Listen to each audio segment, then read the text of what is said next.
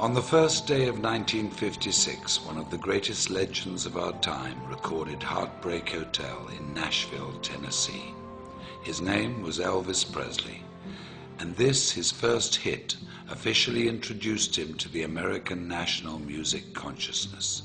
The song was inspired by a young man who died an untimely death and evoked the last words, "I walk a lonely street." It was a song that would serve as the definition of a generation of music unlike anything the world has ever seen since.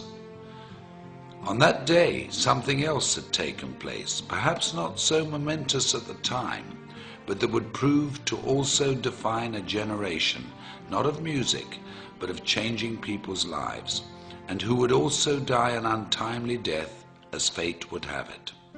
On January the 1st, 1956, in a gritty little neighborhood tucked away in South Los Angeles called La Mirada, Mark Hughes was born. His life was fairly unremarkable.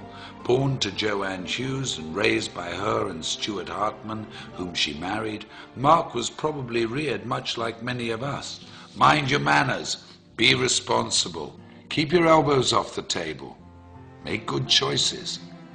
He was skinny and good-looking, polite and friendly, and very protective of his two younger brothers. The quietest of the three boys, he'd inherited his mother's good looks and Stuart's focus and intensity. Like many families of the day, Joanne and Stuart moved the family to Camarillo to try to provide a better life for them, to build a future and keep the family safe. And like many other families of the day, their not-so-picture-perfect marriage fell apart and resulted in a divorce that would change the family forever. Mark's childhood was like many in the growing suburban community: school, day trips to the Channel Islands, bicycle rides and fishing outings. That all came to an end after the divorce, and Joanne began to chase her youth, trying fad diet after fad diet. It was a scary time for Mark, and when Joanne became sick in 1969, when Mark was just 13 years of age, the family returned to La Mirada. They lived with her parents, Mark's grandparents, Lawrence and Hazel Hughes, who took the family in and took care of them as only family could.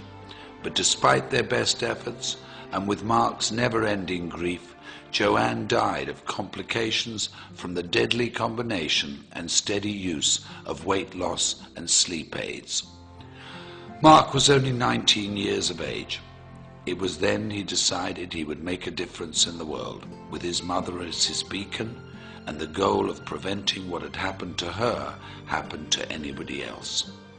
While fundraising for a California youth group, Mark had found his calling. He was charismatic, charming and persuasive. He'd even convinced then Governor Ronald Reagan to part with $500. And with the taste of success in his mouth, the goal of changing lives through better health as his objective, the idea of personal financial freedom, and the memory of his mother in his heart, Mark Hughes entered the world of direct selling and network marketing. In 1976, Mark began selling Slender Now diet products, quickly becoming one of their top 100 earners. When the company collapsed in 1979, he sold exercise equipment and weight control products for Golden Youth, another direct sales organization. And when Golden Youth also failed, Mark decided to start his own company. Intrigued by the Eastern philosophy of herbal medicine, combined with the vitamin and mineral technology of the West, he co-developed a line of products that promised a bold 100% satisfaction guaranteed or your money back. At 24 years of age, Mark Reynolds Hughes, having taken his mother's maiden name, introduced Herbalife in the United States and single-handedly rewrote direct selling history. Unremarkable turned quite remarkable, if you ask me. I often wonder what he would think if he could see us today, sitting here in this arena, looking at how big our organizations have grown, reflecting on the company's incredible retention rate, tasting our new products, walking into a nutrition club, celebrating success at a new president's team experience. How proud he would be. How incredibly happy we would have made him. I know in my heart, as many of you do in yours, that his light is what has made this possible, that his vision is what fuels us, that we are forever changed because of his influence on us and his belief that despite what we may think of ourselves every now and again, we're truly remarkable human beings. What a gift we've been given.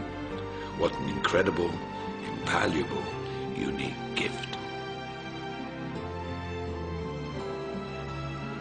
I had this incredible dream when I wanted to start the Herbalife company that we could help people lose weight and we could help them do it safely, and they would have not just hope, that they would have reality